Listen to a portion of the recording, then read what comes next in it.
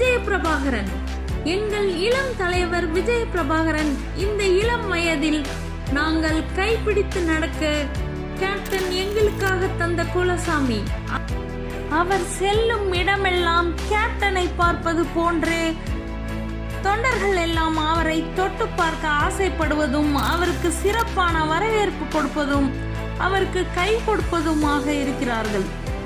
அவரும் கேப்டனின் அதே பாசத்துடன், அதே அணுகுமுறையுடன் தொண்டர்களை சந்தித்து வருகிறார்.